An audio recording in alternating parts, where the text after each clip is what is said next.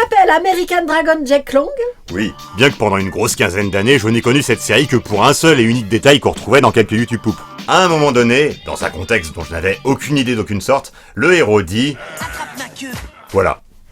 Et du coup, le contexte de cet extrait? Le contexte, c'est que c'est dans la saison 2, donc bon. Al... Charrue, bœuf, tout ça. Oui, ok, reprenons. American Dragon Jack Long est une série que nous connaissions depuis longtemps, mais seulement visuellement, de très loin, et principalement par le biais d'un détail qui est ce qu'il est. C'est pas si anodin. En abordant la série, je m'attendais à trouver un petit cartoon sans prétention, avec une intrigue principale et un concept sérieux qui se contente de faire l'affaire, et de servir de support à des situations comiques plaisantes. La réalité de ce qu'est la série, du moins dans sa première saison, m'a à cet égard beaucoup surpris, agréablement. En effet, que ce soit du point de vue de la caractérisation de ses personnages principaux, de la manière dont le conflit central de l'intrigue est mis en scène, ou des ambitions narratives de la série en général, American Dragon est une série bien plus profonde qu'on ne pourrait l'imaginer. Alors que ce n'était pas la norme à l'époque, elle a, sans être réellement un feuilleton, une chronologie précise et suivie, et se paye le luxe de changer très régulièrement son statu quo de façon plus ou moins radicale, ce qui est aussi inattendu que plaisant. Néanmoins, soyez avertis que les épisodes, notamment ceux de la saison 1, ne sont pas dans l'ordre chronologique. Des références à des événements précédents permettent d'établir une véritable chronologie qu'on peut déterminer sur le Wikipédia anglophone de la série, où il est systématiquement précisé dans le résumé de chaque épisode s'il se situe avant ou après un autre. Bien que ce soit possible et même facile de raccrocher les wagons quand on regarde les épisodes dans l'ordre du listing, il est dommage de ne pas profiter pleinement de ce que la série a à offrir en termes de rebondissement et d'évolution psychologique des personnages. Le principe de la série est pourtant foncièrement non feuilletonnant. Nous suivons les aventures de Jake Long, qui est l'American Dragon. On a un titre. Depuis de nombreuses générations, les dragons, des êtres à forme humaine pouvant se transformer en reptiles volants et crachant du feu, ont pour mission sacrée de protéger les autres créatures magiques des 13 calamités qui menacent le monde surnaturel. Dans la civilisation moderne, où la magie a disparu des mémoires et des consciences des gens ordinaires, c'est une mission secrète, car les créatures magiques se cachent parmi les humains. Façon Men in Black ? Plutôt façon Harry Potter. Les êtres surnaturels ont leur société cachée, parallèle à celle des humains. Et dans chaque ère géographique, il y a un dragon pour les protéger. Depuis qu'il a émigré de Hong Kong à New York dans les années 70-80, c'est Laoshi qui se charge de cette mission. Mais Laoshi se fait vieux, et malheureusement sa fille ne peut lui succéder, car les pouvoirs de dragon ont sauté sa génération. Mais heureusement, un an avant le début de notre histoire, Jake, le petit-fils de Laoshi, âgé de 12 ans, a découvert qu'il possédait le pouvoir de son grand-père, et peut donc devenir l'American Dragon pour prendre la relève de Laoshi. Dans le premier épisode, nous faisons donc la connaissance de Jake Long, qui maîtrise encore mal ses pouvoirs de dragon, et est tiraillé entre son désir de vivre une vie d'ado branché aux côtés de ses meilleurs amis Tracy et Ted passionnés comme lui de skateboard et de hip-hop, et son sens du devoir qui lui dicte de suivre assidûment la formation sévère et ingrate dispensée par son grand-père. D'autant qu'il y a fort à faire dans la grosse pomme. Les créatures magiques y sont nombreuses, et l'une des 13 calamités susmentionnées, le chasseur, rôde dans les parages. Il traque les créatures et objets magiques pour les revendre au marché noir, et il est très dangereux. Seul un American Dragon parfaitement entraîné peut lui faire face. Comme apparemment les enjeux pour un super vilain sont les mêmes que pour un super héros, le chasseur lui aussi a prévu sa succession. Au début du premier épisode, nous découvrons que si Jake est en passe de terminer sa formation, le chasseur a également formé une apprentie qui doit seulement éliminer son premier dragon pour prouver qu'elle est capable de remplir la mission des chasseurs malgré la protection que les dragons assurent au monde magique. Voici la situation de départ de la série. Nous avons Jake, qui mène une existence secrète de super-héros, disons les choses comme elles sont, et qui, façon Spider-Man, a tous les problèmes qui vont avec. Il fait régulièrement faux bond à ses amis sans pouvoir leur en expliquer les raisons, nous y reviendrons. Ses engagements extrascolaires entraînent des mauvaises notes à l'école qui lui valent l'ire de sa famille malgré le fait que sa mère est au courant que son fils est l'American Dragon, nous y reviendrons. La préoccupation bienveillante de la proviseure du collège et la préoccupation malveillante du prof de mythologie, nous y reviendrons également. Et une importante frustration personnelle pour Jake qui, comme nous l'avons dit, aspire à vivre une vie d'ado branché. Ça pourrait suffire à servir de base à une série à statu quo très cool. De fait, il y a beaucoup d'épisodes mettant en scène un problème magique du jour que Jake doit résoudre tout en essayant de vivre sa vie de collégien. Mais American Dragon Jake Long est plus que ça. Donc, dans le premier épisode, Jake tombe sur Rose, littéralement. Et c'est le coup de foudre immédiat et réciproque entre les deux. On se dit pendant quelques secondes que la fonction de ce coup de foudre est évidente. Avoir une intrigue sitcom romantique dans la série et une autre situation à la Spider-Man où Jake devra compromettre sa relation relation avec Rose pour assurer sa mission d'American Dragon. Sauf que non, c'est pas ça le truc. Rose est blonde aux yeux bleus comme la chasseresse, et a sur la paume de la main une étrange marque de naissance en forme de dragon que, la mise en scène s'assure que le spectateur le remarque, la chasseresse a également. Bon bref, je le dis seulement parce que c'est essentiel d'un point de vue rhétorique pour la vidéo, mais vous avez compris. Rose est la chasseresse. Tout comme Jake est, en son fort intérieur, un ado normal indépendamment du fait d'être un super-héros, Rose est, ou essaye d'être, une ado normale indépendamment du fait d'être une super-vilaine. La série, bien qu'elle se disperse dans des intrigues secondaires, a néanmoins un fil rouge principal qui est l'intrigue de Rose. On se demande ce qui se passera quand Jake découvrira que sa dulcinée est sa pire ennemie, et surtout, quel choix Rose fera entre son amour pour Jake qu'elle prend pour un humain, et sa haine fanatique des dragons. C'est très classique, mais très intéressant et enthousiasmant. Encore faut-il que l'exécution soit à la hauteur. C'est le moment de décrire la structure globale de la série.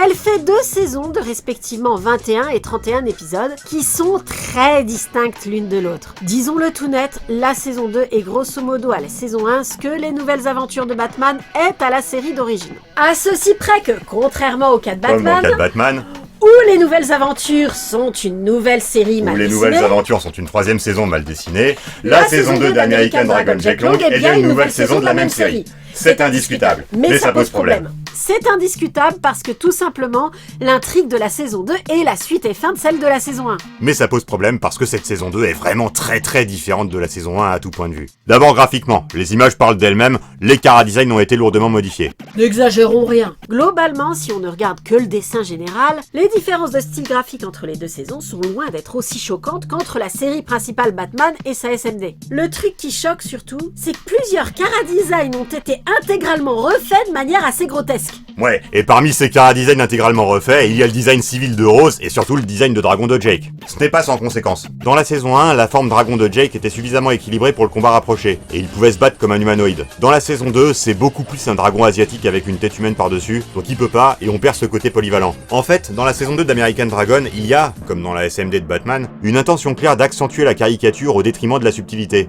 Un exemple qui en est typique. Dans la saison 1, il y a un duo de personnages récurrents qui sont des oracles. L'une uniquement capable de prédire les catastrophes, mais toujours joyeuse car quand on ne perçoit que les horreurs de l'avenir, on profite mieux des bonnes surprises du présent. L'autre uniquement capable d'anticiper les bonnes nouvelles, mais dépressif car quand on sait spoiler toutes les bonnes surprises, il ne nous reste que les mauvaises choses à découvrir.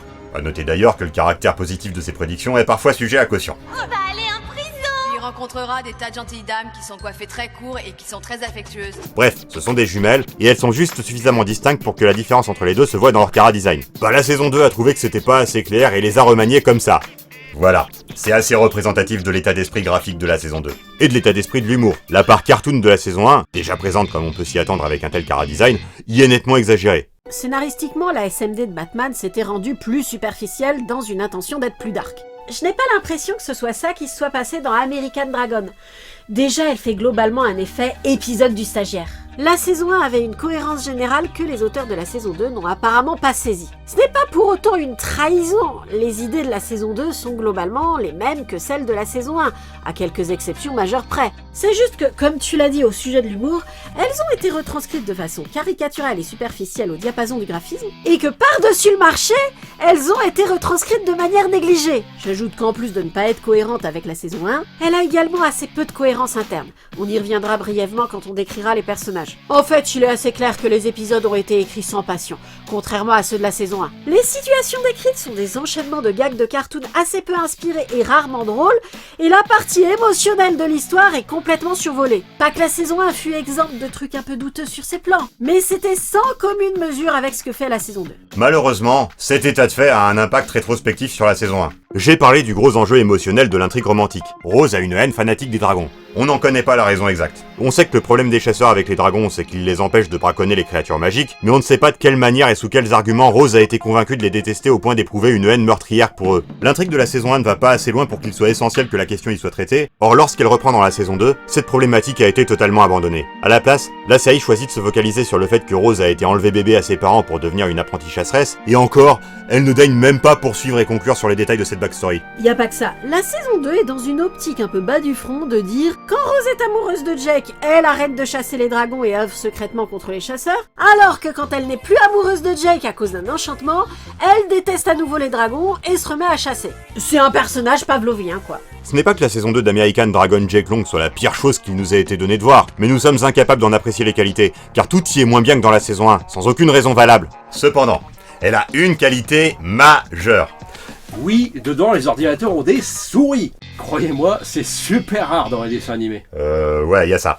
Mais surtout, elle a une fin. Une fin totale, sans cliffhanger faible, sans péripéties qui lance un départ vers de nouvelles aventures, sans mère de Zuko qu'on se garde au cas où on ferait une saison 3. Le frère disparu de Rose ne compte pas étant donné que la saison 2 qu'il a pourtant introduit l'a juste oublié. J'insiste, la série a une vraie fin finale. C'est une qualité rare qui justifie à elle seule qu'on accepte quand même la saison 2 telle qu'elle est. Il est probable que les événements clés de l'intrigue principale étaient des consignes de l'auteur de la saison 1 qui ont été suivies dans la saison 2.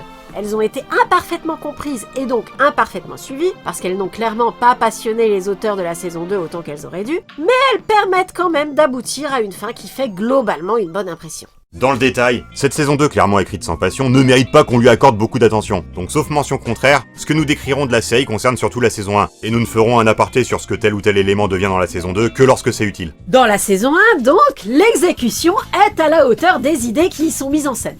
Elle est incomplète parce que l'intrigue est incomplète. La qualité de cette exécution repose sur une certaine subtilité ainsi qu'un certain sens de la nuance dans la caractérisation des personnages et sur une manière assez atypique de gérer l'aspect feuilletonnant. Cette manière atypique de gérer l'aspect feuilletonnant repose sur deux piliers. D'abord, la série n'aime pas du tout garder des secrets longtemps, et ensuite, la série aime beaucoup bouleverser radicalement le statu quo par petites touches. L'un va de pair avec l'autre. Je précise ce que je veux dire. C'est pas que la série n'aime pas les secrets, c'est qu'elle n'aime pas les situations dans lesquelles une partie des personnages a connaissance de certaines informations alors que d'autres les ignorent. Peut-être que c'est pour éviter qu'on se pose trop de questions, style c'est pas un peu un problème que le chasseur connaisse l'apparence humaine de Laoshi alors que celle de Jake est secrète pour Rose, ou alors c'est simplement que ce genre de truc est dur à gérer pour les scénaristes, mais en tout cas, les états de transition où des personnages ont des secrets les uns pour les autres ont tendance à ne pas durer longtemps. Par durer longtemps, il faut comprendre faire plusieurs épisodes fonctionnant sur le même quiproquo. Par exemple, il y a de nombreux épisodes avec un problème du jour que Jake doit résoudre, qui n'implique pas le chasseur et dans lesquels Rose n'apparaît pas. La relation entre Jake et Rose n'évolue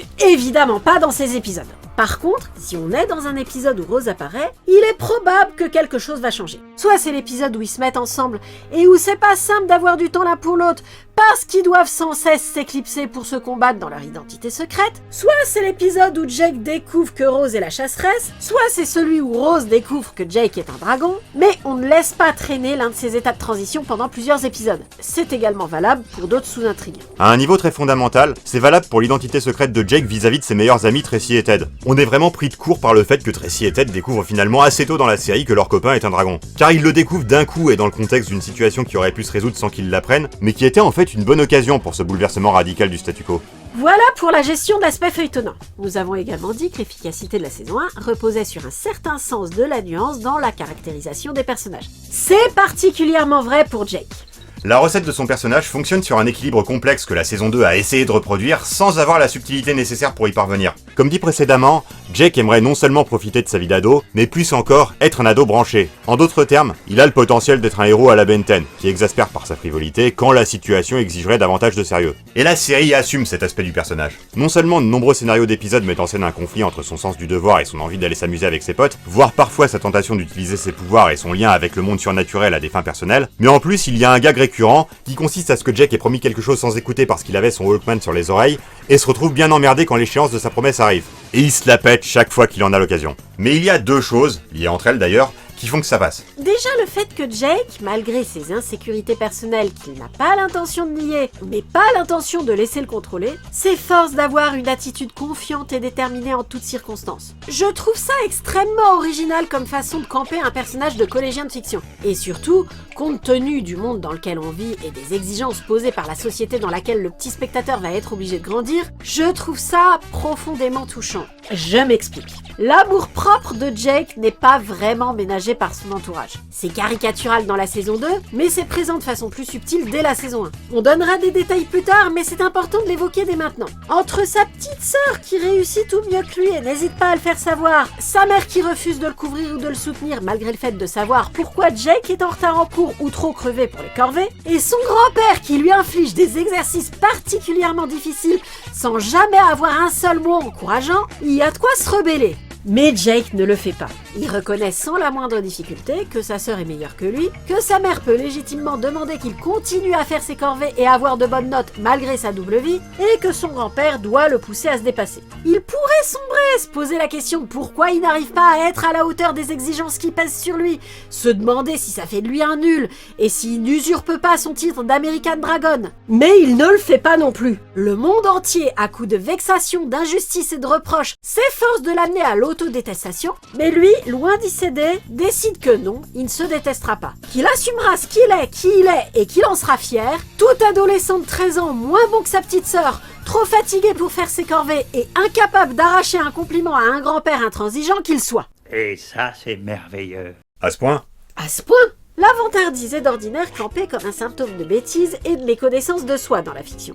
Or, la vraie vie se compose de grands oraux, de négociations de primes de stage et d'entretiens d'embauche où, même s'il faut connaître ses limites, il faut savoir se mettre en valeur. L'autopromotion que Jake fait constamment n'est pas due à une image excessivement flatteuse qu'il aurait de lui-même. Par exemple, il sait qu'au fond, il est nul en punchline. Où est l'American Dragon? Je suis sous ton nez, chasseur. Comme si j'étais ta crotte de nez. Ha!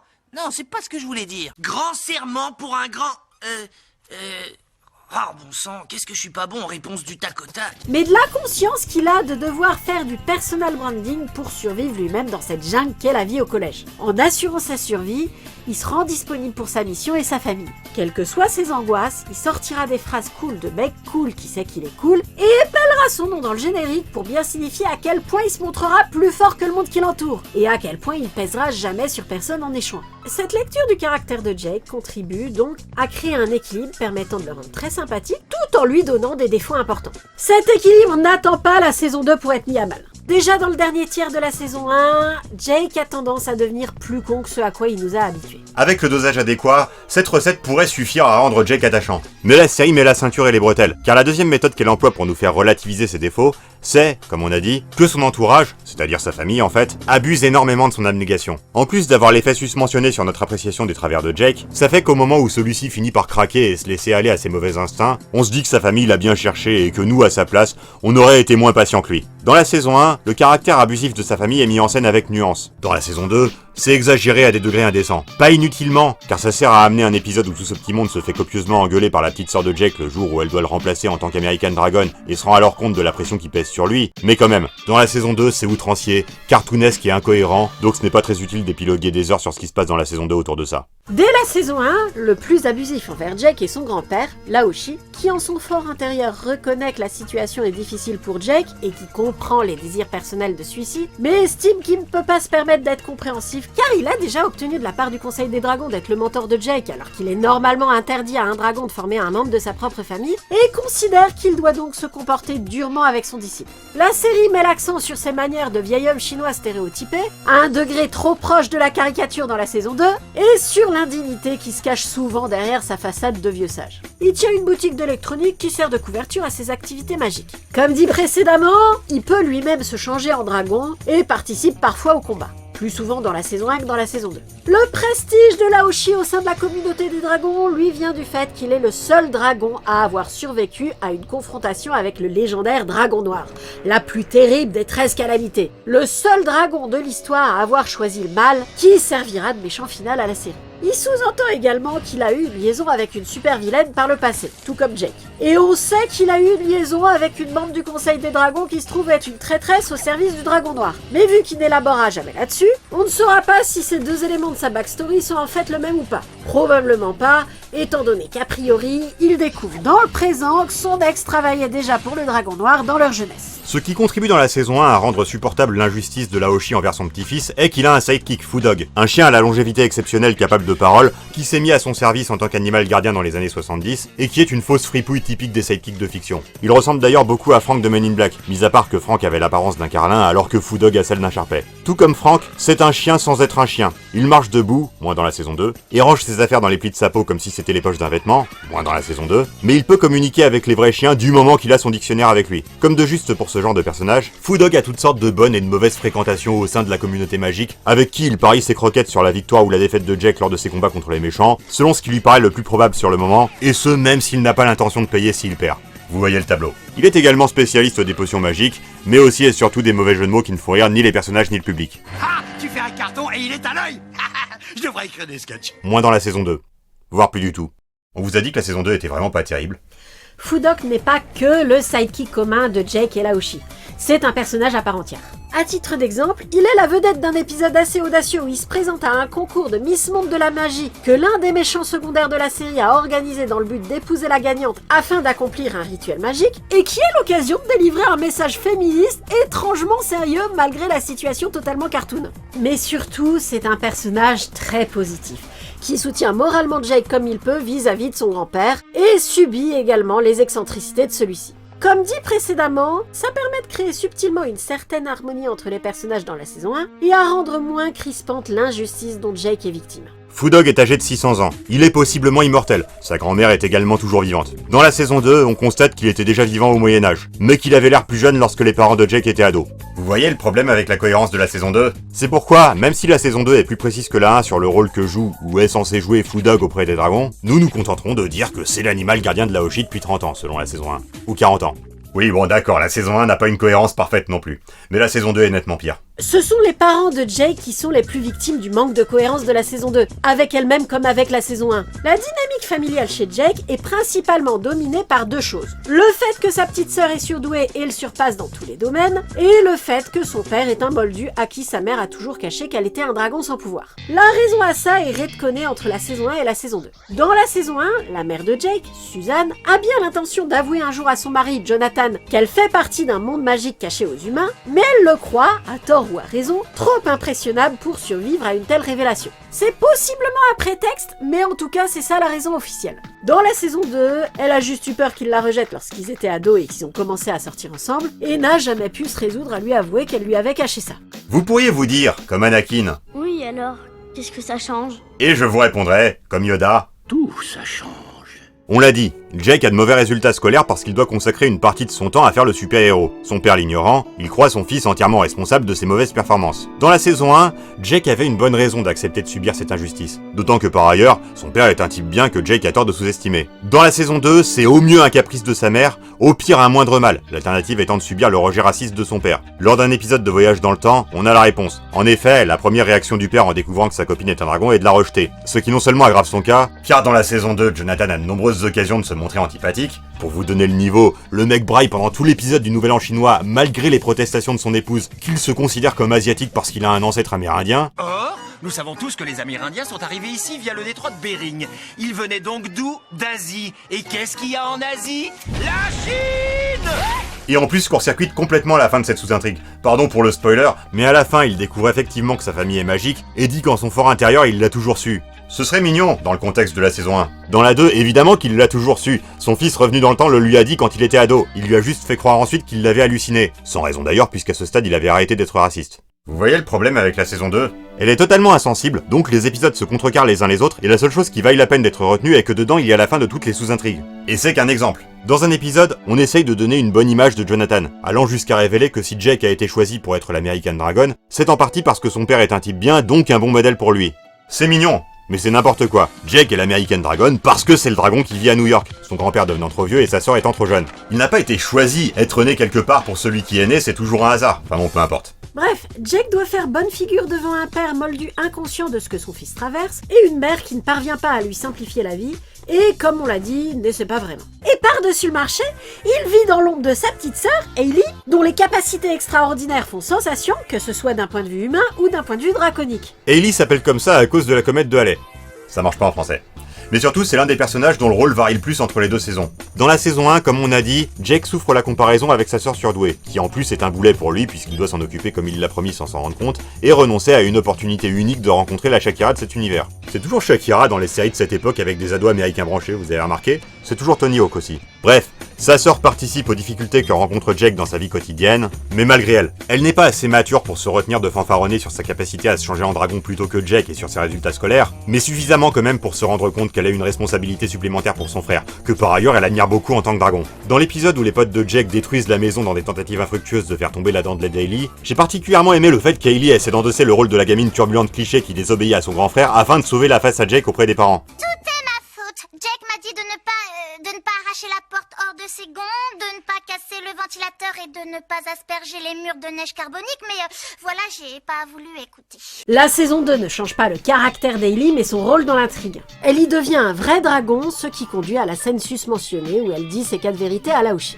Tout n'étant pas à jeter dans la saison 2, contrairement à ce que nous avons laissé entendre, ce n'est pas intrinsèquement mauvais. Sans compter que c'est dans le cadre de cette sous-intrigue qu'il y a la fameuse réplique légendaire. Attrape ma queue. Mais ça a le fâcheux effet secondaire de forcer le trait sur l'injustice subie par Jake de la part de son entourage, là où la force de la saison 1 était de trouver un équilibre qui permettait au personnage d'être attachant. L'initiation d'Hailey à la draconicité est l'occasion d'introduire, mal, un personnage dans l'intrigue qui finalement ne sert qu'à ça, donc sur lequel on va pas épiloguer. Dans la saison 2 comme dans la saison 1 par contre, Jake bénéficie du soutien constant, indéfectible et aussi total qu'humainement possible de la part de ses 2 meilleurs amis, Tracy et Ted. Tracy et Ted ont des personnalités très distinctes. Tracy est la forte en gueule qui ne s'en laisse pas compter, et Ted l'excentrique sacrément allumé qui a un pet au casque, mais clairement moins idiot qu'il en a l'air. Mais c'est quand même d'abord et avant tout un personnage à 2 têtes. Sérieusement, ils sont tout le temps fourrés ensemble. Mais genre vraiment tout le temps. On a l'impression qu'ils vivent déjà ensemble et qu'ils s'en rendent même pas compte.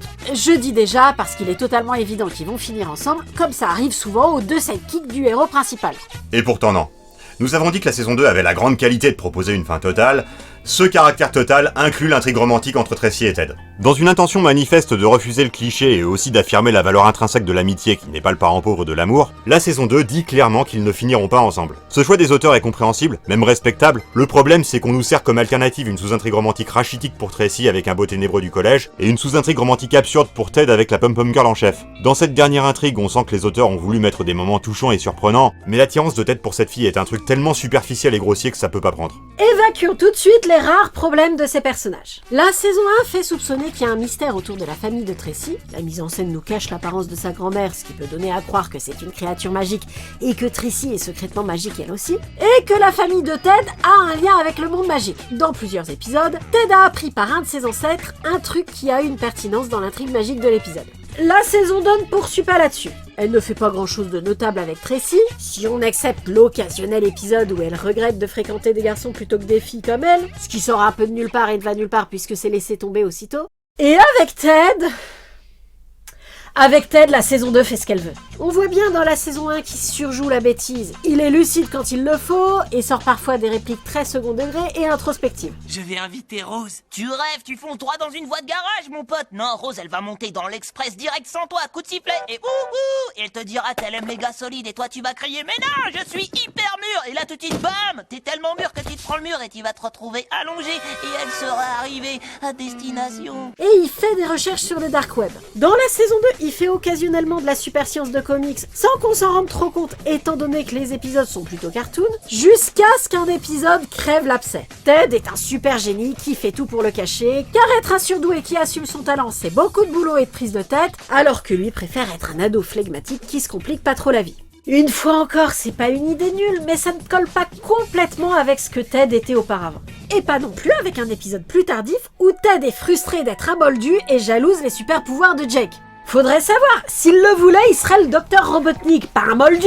Vous voyez, c'est pour ça que ça sert pas à grand chose de donner des détails sur la saison 2. On en donne déjà beaucoup trop à cause du fait qu'on est obligé de prendre la saison 2 au sérieux vu que la fin est dedans. Ce qu'il faut retenir de Tracy et Ted, c'est leur immense loyauté envers Jake, que Jake, au début de la série, a du mal à leur témoigner en retour à cause de sa double vie d'American Dragon. Comme la série a catégoriquement refusé le cliché des chamailleries, des rivalités et des disputes à la con, l'amitié entre Jake, Tracy et Ted est quelque chose de très touchant, pouvant servir de base à de très bons scénarios. À cet égard, l'épisode où Jake, par déni pathologique, refuse de croire ses amis quand ils lui disent que c'est évident que Rose est la chasseresse, est vraiment poignant. Ah, et puis, tant pis pour lui. Il a qu'à se débrouiller tout seul avec le blizzard et sa ninja. Je m'inquiète beaucoup pour lui, moi aussi. Dans l'épisode avec l'ex-Pete Shakira, là où des personnages classiques de fiction adolescente classique se contenteraient de frustrer leur ami en lui faisant miroiter tout ce qui manque à cause de son babysitting, le poussant plus ou moins consciemment à la désobéissance, la bonté de Ted et Tracy va jusqu'au point où ils acceptent de le relayer dans sa charge de babysitter afin que Jake profite de la moitié du spectacle. La moitié plutôt que les 2 tiers, car comme dit précédemment, Tracy et Ted ne peuvent pas se séparer. Ou du moins, Jake aurait pu profiter de la moitié du spectacle si l'assistant de la fée des dents ne s'était pas mis en tête ce jour-là de chercher à devenir omnipotent grâce à la dentelette dragon qu'Ellie s'apprête à perdre. Mais ça, c'est une autre histoire. Le caractère sacré et inconditionnel de l'amitié entre Tracy, Ted et Jake va jusqu'au point où, quand ils jouent aux jeux vidéo ensemble, c'est en coop, pas en compétition, ce qui est contre-intuitif et rare dans les dessins animés. C'est un point fort de la série qui se remarque immédiatement et que, sauf erreur de ma part, la saison 2 ne remet pas en cause. Il me permet de lancer une parenthèse sur la question de l'identité secrète des super-héros. Ah, ça y est, il est parti. Tenez bon. Les super-héros, ça n'existe pas dans la vraie vie. Enfin, pas vraiment. Enfin, vous me comprenez. De ce fait, on projette sur leur code des fantasmes qui sont sujets à débat. Traditionnellement, les super-héros portent un masque et ont une identité secrète même pour leurs proches, parfois même pour leurs conjoints. C'est totalement passé de mode. Aujourd'hui, cacher son identité secrète à ses proches quand on est un super-héros est vu comme une forme de manipulation et un problème de confiance. J'avancerai que c'est dû au fait que posséder des super-pouvoirs est un privilège, que la majorité des super-héros appartiennent par ailleurs à des catégories privilégiées par rapport à leurs proches à qui ils cachent leur identité, et donc que leur cachotterie constitue un abus de position dominante. Je ne serai pas aussi catégorique. Je pense que les mêmes personnes, dans une multitude d'autres contextes, trouveraient parfaitement odieux qu'on oblige un tel ou un tel à être totalement transparent avec ses proches sur tous les aspects de sa vie privée, y compris sur des choses susceptibles d'avoir un impact sur la santé ou la sécurité des autres. Ce serait vécu comme une oppression. Mettons que vous ayez un pseudo en ligne que vous utilisez pour militer par exemple, et que ça puisse vous valoir du harcèlement dans la vraie vie si vous vous faites doxer. Considéreriez-vous que vous devriez être tenu, en vertu de principes éthiques imposés par d'autres, de le dévoiler à vos proches car il risque d'être victime collatérale de harcèlement, ou pensez-vous au contraire que ce serait bien sûr mieux de votre part d'être transparent avec vos proches, mais que conserver votre secret et votre intimité reste néanmoins votre droit et qu'il serait abusif de vous le reprocher? Je n'ai pas de réponse toute faite à cette question et je pense qu'on ne devrait pas en avoir une non plus pour les super-héros.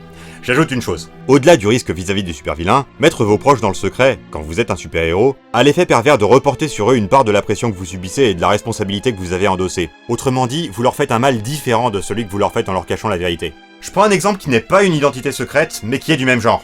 Dans Steven Universe, à un moment, Steven décide de se sacrifier pour les autres en se rendant sur Homeworld. À son retour, il se fait houspiller d'en avoir pris la décision unilatéralement sans consulter les autres. Certes, cet événement a procuré de l'angoisse et de la souffrance à Connie et aux gemmes de cristal, mais enfin, vous trouvez vraiment que ça aurait été raisonnable de demander à des tiers de prendre une part de la responsabilité du sacrifice de quelqu'un d'autre pour le monde ou du monde pour lui? C'est une décision qui ne peut se prendre que seule, et que sans demander l'avis des autres, sans quoi ça en change totalement la portée et l'effet. C'est pourquoi je déplore qu'on présente aujourd'hui la question des secrets des super-héros comme une simple question de confiance et d'honnêteté. C'est pas si simple. Et donc, le rapport avec Tracy et Ted? Le rapport, c'est que dans American Dragon, c'est super bien géré. Il se trouve que dans le collège de Jake, ils ont des cours de mythologie. Enfin, des cours que le prof transforme en cours de mythologie par passion personnelle. Je suis pas sûr que ce soit complètement approuvé par le programme. Ce prof qui donc les dispense, le professeur Hans Rothwood, est ostracisé par la communauté scientifique pour sa croyance absurde en l'existence des créatures mythologiques, notamment des dragons. Il en vient à offrir une forte récompense pour une preuve de leur existence. Tracy et Ted ont à un moment donné besoin d'argent pour remplacer un vase cassé chez Tracy, et ont par hasard l'opportunité de capturer l'American Dragon, ce qu'ils font. Puis ils découvrent que l'American Dragon c'était Jake. Il a des preuves sur son ordi parce qu'il a essayé de gagner la récompense façon Peter Parker en prenant des photos de lui-même, toujours pour cette même histoire de vase. Or donc, Tracy et Ted sont mortifiés d'avoir fait une grosse boulette, aident Jake à s'en sortir, et celui-ci, plutôt que de leur administrer une potion magique pour leur faire perdre la mémoire comme lui demande son grand-père, décide de n'en rien faire et de garder Tracy et Ted dans la confidence. Apparemment, il arrive à le faire accepter hors cadre à Laoshi.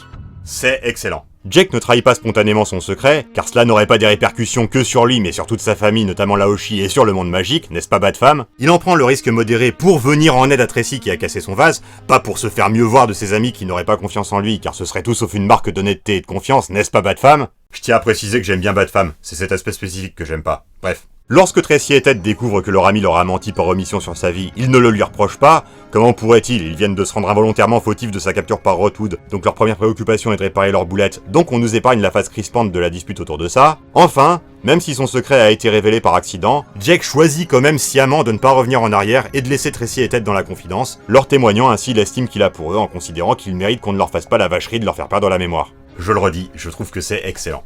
Quant à Rothwood, ça confirme ses soupçons sur l'existence des dragons et le conduit à soupçonner que Jake en est un. Dans la saison 1, cette sous-intrigue s'arrête là.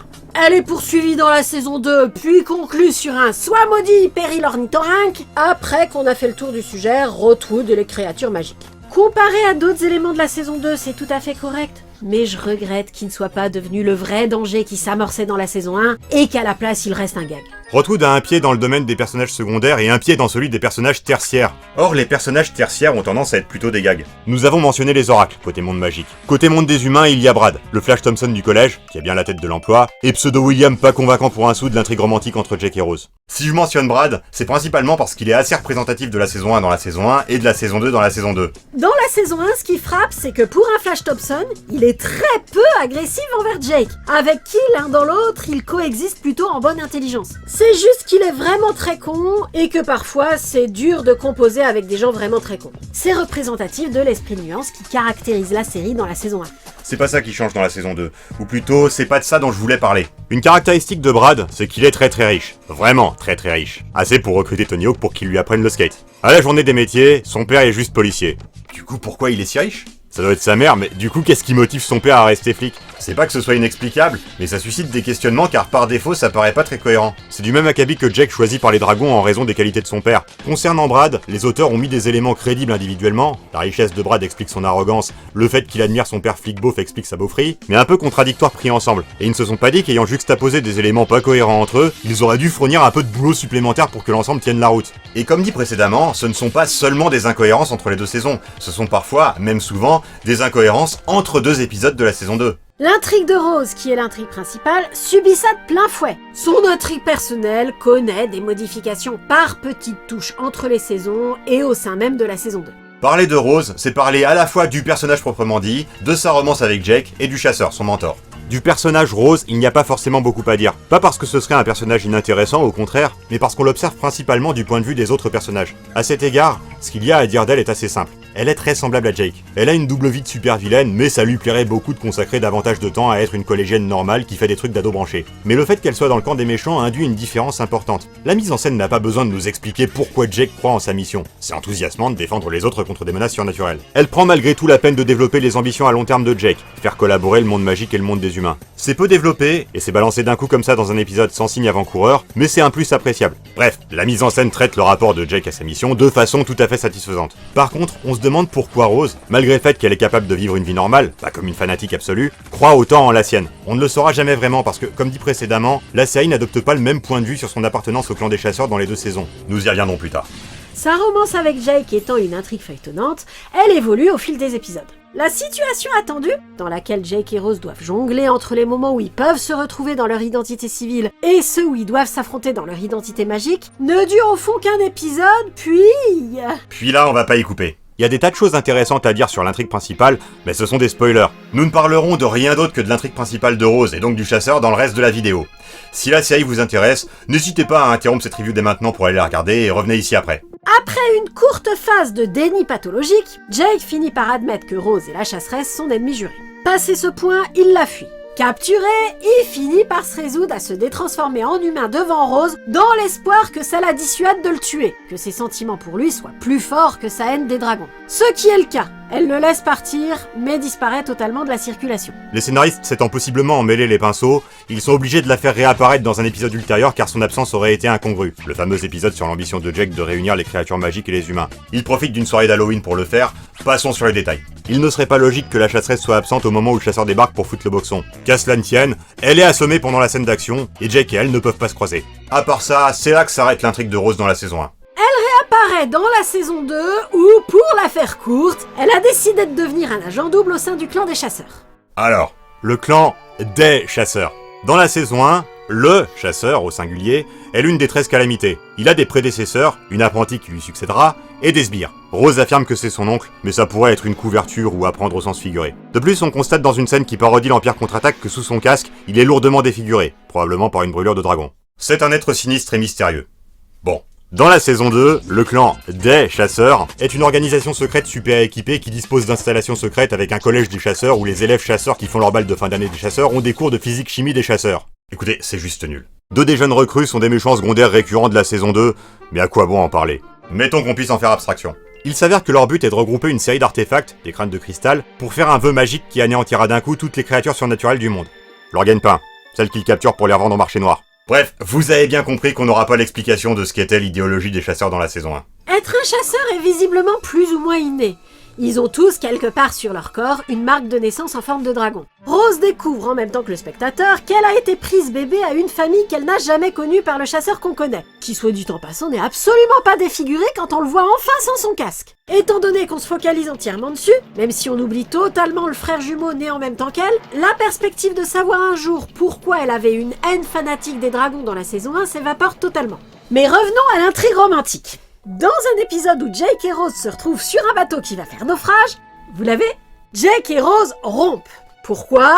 Parce que, je rappelle qu'on est dans la saison 2, Laoshi demande à Rose de rompre avec son petit-fils parce que sa relation avec elle l'empêche de se focaliser sur sa mission d'American Dragon. C'est pas qu'on puisse affirmer avec certitude qu'il n'aurait rien fait de tel dans la saison 1, mais je pense qu'on aurait davantage mis en scène ses scrupules et ses éventuels bons arguments pour justifier la nécessité impérieuse qu'il fasse une chose aussi horrible. Et on aurait évité de le faire sortir avec une sirène et négliger ses devoirs à cause de ça quelques épisodes auparavant.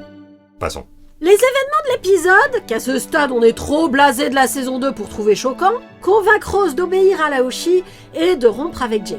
Vous avez bien compris que c'est ça la raison de leur rupture, que Laoshi le lui a demandé pour que Jake puisse se concentrer sur sa mission. Bah vous êtes déjà plus attentifs que les scénaristes qui eux décident de retconner allègrement les motivations de Rose pour rompre avec Jake. Ça n'aura pas l'occasion de devenir pertinent, car avec l'aide de Rose, les chasseurs finissent par s'emparer des crânes de cristal. Il faut comprendre qu'à ce stade, Rose n'a plus la volonté de vivre. Elle mène une existence gâchée, pervertie par les chasseurs depuis qu'elle a été arrachée à sa vraie famille, sa relation avec Jake est morte, et par-dessus le marché, elle s'est rendue responsable de la victoire imminente des chasseurs. Elle court-circuite le rituel magique devant anéantir les créatures surnaturelles, et fait à la place le premier vœu auquel elle pense, anéantir tous les chasseurs. On voit alors un par un tous les chasseurs présents être réduits en poussière à partir de leur marque de naissance. C'était bien la peine de les cartooniser, de mettre en scène des collégiens chasseurs avec leurs balles de fin d'année des chasseurs, si c'était pour qu'il leur arrive un truc aussi glauque, car vraisemblablement ils sont concernés. Les installations des chasseurs seront désertes par la suite. Seuls les deux bouffons susmentionnés survivent parce qu'ils se débarrassent vite fait de toutes leurs affaires de chasseurs et jurent devant le cosmos qu'ils ne sont pas des chasseurs. Plus tard ils essaieront de jouer à nouveau les super vilains. Passons. Ce qui est important, c'est que Rose va mourir. Elle sera réduite en poussière à partir de sa marque de naissance.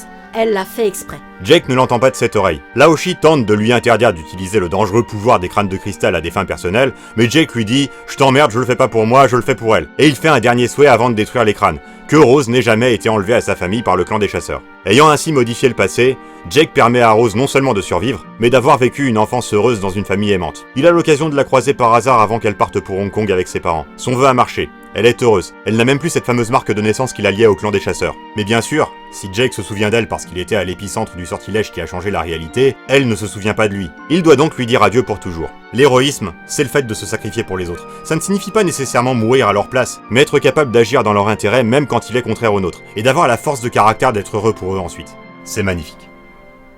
Enfin, ce serait magnifique si c'était bien fait. Cette partie sacrifice en elle-même est mise en scène correctement, mais tout l'épisode autour est... et toute la saison autour...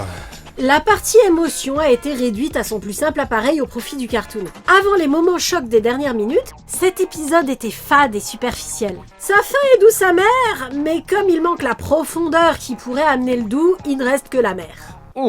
C'est ta mère. Enfin ta mère. Je parle de l'amertume.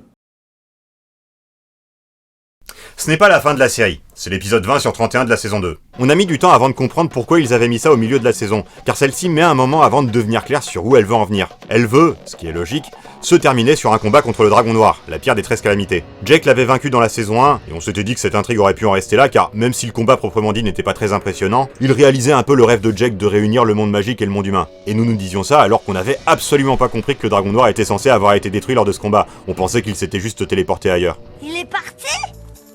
Ouais, pour l'instant. Il ressuscite pour terminer la série sur une ultime confrontation avec lui. Le dernier épisode est très dense car il doit mettre en scène beaucoup d'événements importants en 20 minutes. Mais pris individuellement, il est très bien. Il aurait mérité une meilleure saison 2 autour de lui. Mais surtout, c'est un épisode étrangement similaire à l'épisode de fin de Teen Titan. Sauf que celui-là, il se perd pas en considération pseudo-psychologique sans queue ni tête et conclut ce qu'il lance. Si c'est un pied de nez volontaire à l'épisode de Teen Titan sorti environ un an plus tôt, c'est réussi.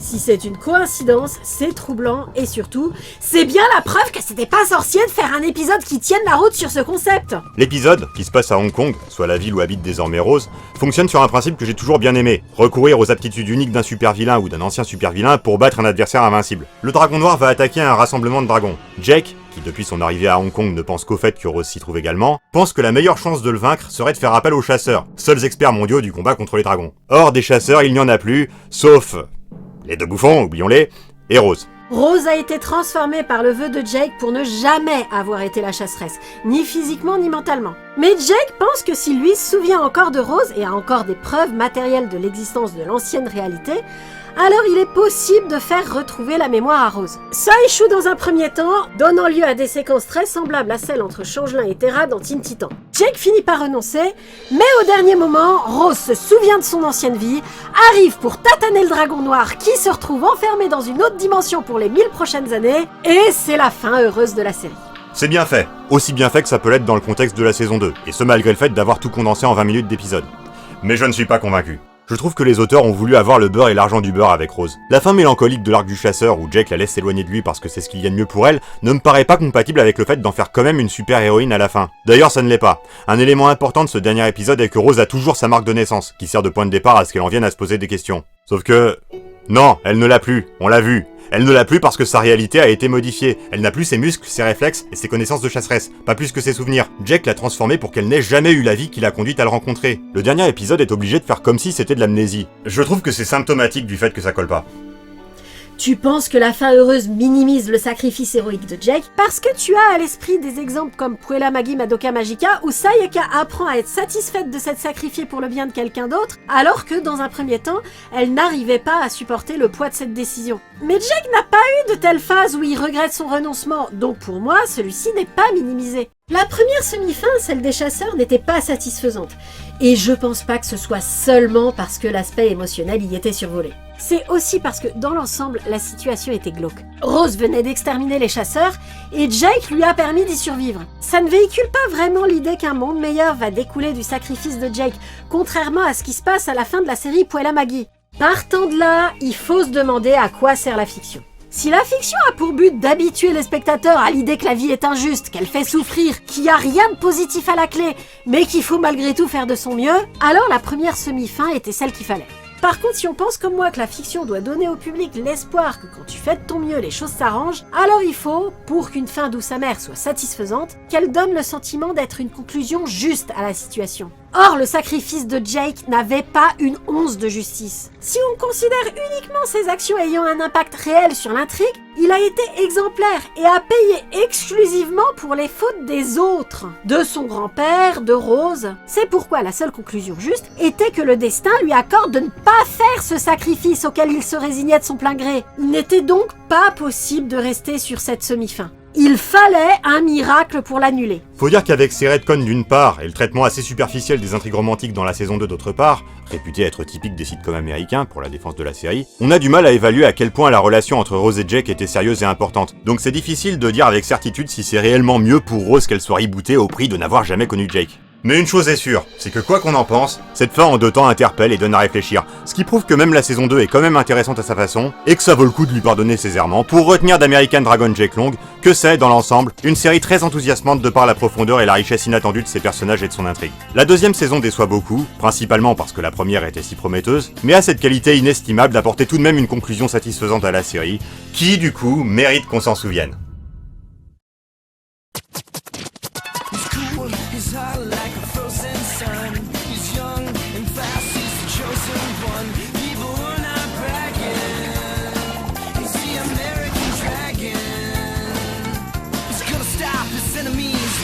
Dragon power, dragon teeth, dragon tail, burning dragon fire, real live wire, American dragon, dragon up, American dragon. He's the American dragon. Right now, it's the dragon. Skills are getting faster with Grandpa the Master. It's destiny. What's up, G? It's showtime, baby, for the legacy. American dragon. From the J to the A to the K to the E.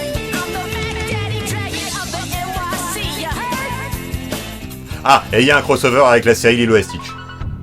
Il existe.